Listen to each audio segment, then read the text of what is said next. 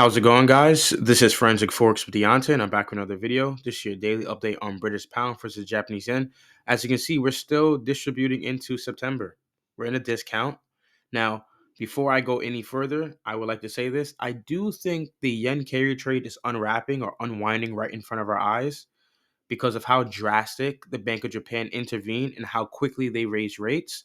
People that were going short against the yen, they're jumping out of those shorts and they're jumping back into the yen. And I'm not sure whether or not the Bank of Japan is going to raise rates, their next interest rate decision. But what I'm seeing so far is the yen carry trade really get checked right now. Now, I do have some optimism about the yen crosses coming back and being bullish. Now, I don't know if that's going to be short term, long term, etc. But that main factor on my mind is the carry trades are flipping really fast. They're flipping hands. So anybody that's short against the yen, they're probably getting out of it as soon as possible and they're trying to buy the yen back. So kudos to the Bank of Japan for saving their currency. The yen is actually doing great right now. If you take a look at it, yen is still going up. As you can see, going into September, it's still pushing higher. However, the yen crosses are still going down. Where are we at? It's still going down. Now, from what I see in price action, after every up close candle, just selling. Now, this was a Larry Williams smash candle. This is a sell signal, right? It looks very bullish. Price turned around and sold off right here. That would have been the sell signal Larry Williams would tell traders to take. And this candle closes above several highs. And it's in a premium range of the market. And it sold off really quickly. After every up close candle we got here, we've got distribution. Up close, sell, sell. Up close, sell. Up close, and sell again. Now, what I'm waiting for before I make any, long-term plays, because I'm looking for a swing trade or a position trade so I can show you guys each month, I'm looking to see if we get a lower swing high at some point and then price sells down. Now, there could be some type of retracement.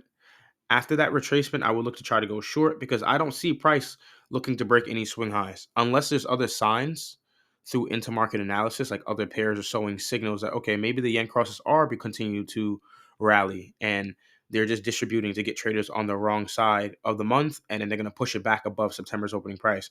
However, maybe it's not going to get back above September's opening price and this is the high of the month. It was a very quick move and subtle. And maybe we're getting right back down to that IPTA 20-day low. I think that's a possibility. Now, when I look at the DXY is threading the opening price once again. We currently made a swing low that's higher than this one here. But there's no big signs of if this is bullish or bearish momentum. I think we're still range bound. So I still need more data from the DXY. If the yen cross is going to sell off, I want to see dollar sell off too. And if Japanese yen is going to continue to rally, then that further confirms, okay, there's going to be dollar weakness and there's going to be yen crosses dropping. Now, when we look at, let's take a look at some other yen crosses. Just take a look. We can see the same thing is following suit. This is the high of the month right here. Smash candle as well. That same idea for sell signals here, and it just continues to sell off. After an up close candle, look how they're selling again here. UJ, very similar as well. Up close candle, selling. That was the beginning of the month here. Outright just getting down there. That's that IPTA 20-day low right down there. You got so close to it. I think price is going to run it. I really do. AJ as well. NJ. Let's keep going. EJ, same thing. Look at how they're selling small range, large range, small range. Another large candle is probably looking to produce here. We have a lot of news tomorrow. I believe we got like CPI. Let me see. We got CPI, inflation rate. We got a few things, I think, tomorrow. We also have a rate decision, ECB. They're looking to cut. The forecast is they're going to cut by 25 basis points. If they cut by more, I think that's going to be a very shock to the market. We'll see. And let me just go back up to a dollar cross. There we go. Or a dollar pair. You see we got inflation rate, right? What else we got? PPI and Michigan consumer sentiment. So A lot of news events this week. Be careful tomorrow, especially around 8:30 New York session. For the intraday traders, though, we had great sell opportunities here intraday on Monday and today for the New York session. Everything that happened here on Monday happened again here. Let's briefly look at that quickly here. We had price run a dead zone. So we have this period between the London and New York session. This is a dead zone. I like to frame the liquidity pools here. Price ran, right, a 15-minute swing high going into 7 a.m. opening price. And we can see price runs up and gives a short opportunity. If you take a look at what happens here, go on the 1 minute, there's a fair value gap that forms above the opening price at 7 a.m. and it runs through a swing point. I'll show you here. Right there. That's where the sell signal or a sell entry would take place. You look for a 1-to-1 scenario. I like to go 15 pips for 15 pips. So it looks something like this. We've already showed this to the chat yesterday. And that would have been a great sell opportunity. 1%. Let's say you got 10 grand, 1%, $100, you won $100.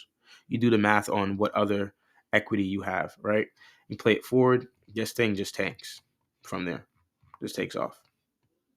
There was a triple confluence as well. It was above midnight opening price, above the weekly opening price.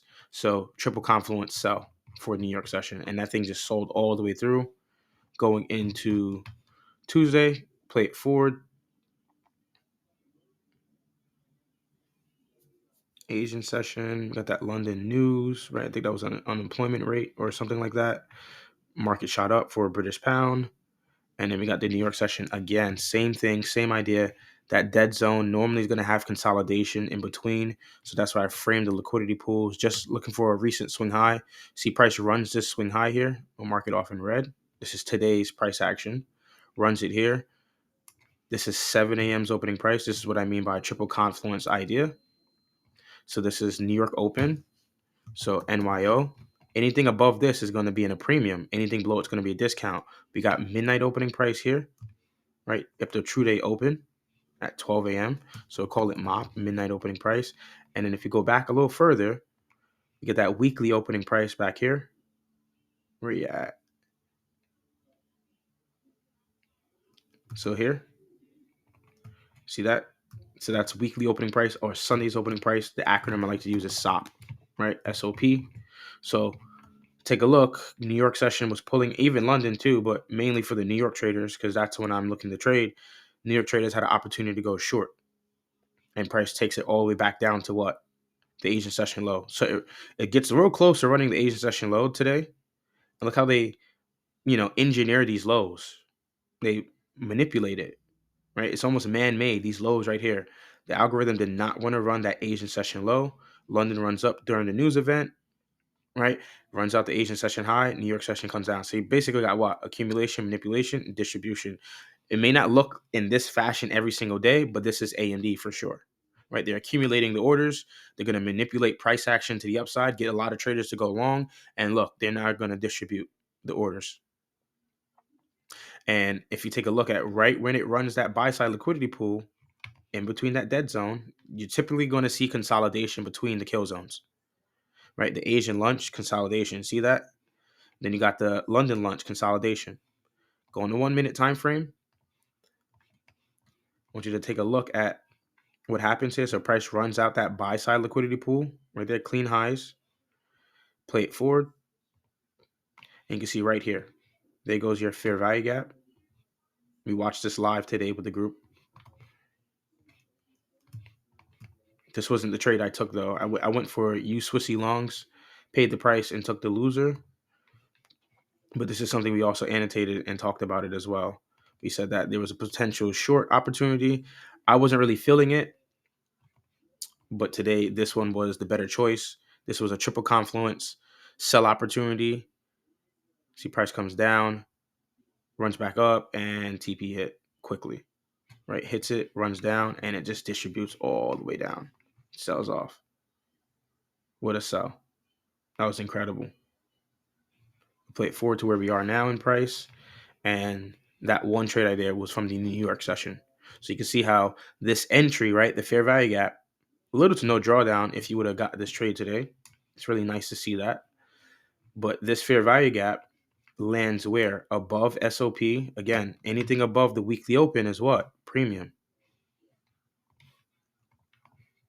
We'll just duplicate this here. Premium. Take this. Anything above this, it's the same thing. Anything above this, it's the same thing. These are all premium territories. These are opportunities if you're looking to be a seller, right? If your sentiment going into the day to look to sell, you want to, first and foremost, look to sell above the kill zone's opening price. That's first and foremost. If you're going to be a seller for the day, that kill zone that you're looking to target, right, and find those trade opportunities, you got to be selling above that kill zone's opening price. So you could have been selling above the Asian session opening price.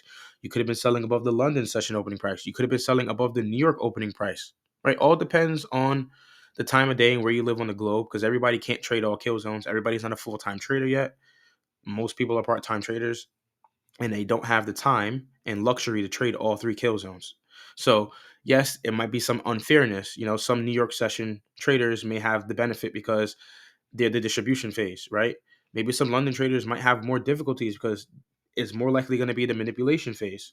So you got to flow with your strengths and avoid the weaknesses, right?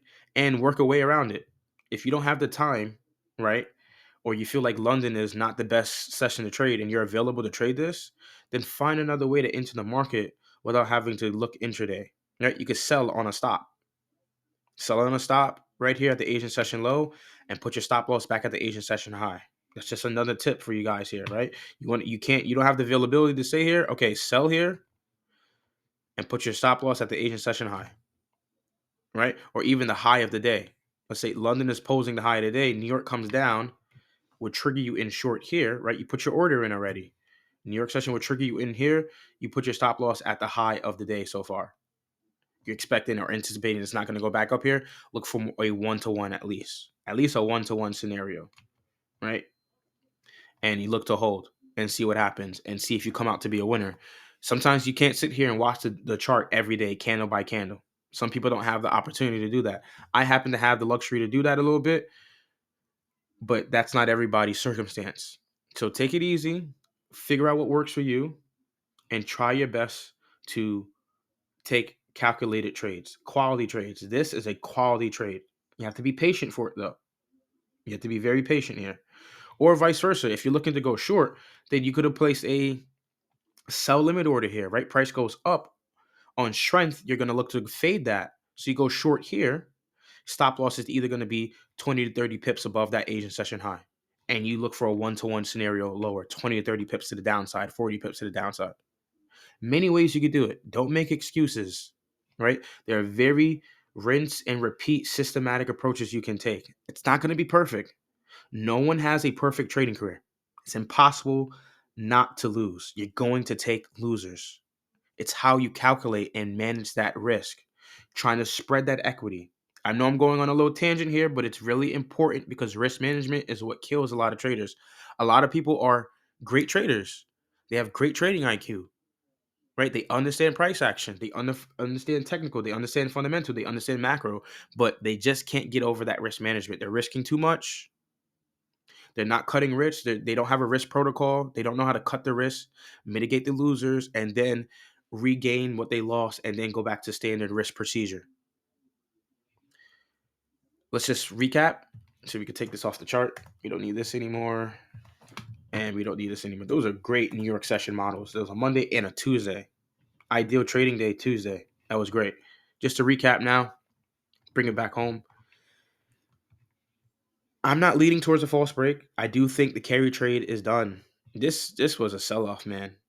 And this retracement here was, I guess, all it had so far. Like, I could be wrong. It can still probably turn around. Who knows? And then sell again. I'm not saying that nothing is out of question because I'm not trying to force the market to give me what it wants. I'll allow the market to give me what it wants. I just need to be able to pick up the signals and take my chance and take my shot. Right now, it doesn't look like it's a false break. It looks like it's bearish momentum. Now, we also have the US election this year. So maybe things are not doing too well with the US dollar, as well with the bond yields. I think coming November, the Fed said they're going to cut. We don't know how much they're going to cut by. They say they're going to cut by this, but you never know, right? The central banks never get it right, even though they got all the data, all the source, all the statistics, all the surveys, etc. Trust and believe the Feds have never got it right. Central banks never get it right. When the time comes, when they cut the rates, they cut the rates. It looks like the market's already pricing that in because dollar's been declining, bond yields have been declining, and everyone is just waiting for the Feds to cut. Now, I would say this though: during the pandemic, during COVID, during all that stuff, the Feds were the one of the very few first banks to start raising rates, and I think they're going to be one of the very few banks to cut rates last. Right, so you already see a lot of central banks are already cutting. And we said this already to the group. A lot of central banks are already cutting rates. However, it is contingent on the Feds, right? And they're the one that has the world reserve currency. They're the world reserve bank. So whatever they say is going to be very seen and ripple through the global economy. So pay attention to how these rates impact the fiat currency. Remember, the primary driver to fiat paper money is the interest rates. Hopefully you found this insightful. Peace.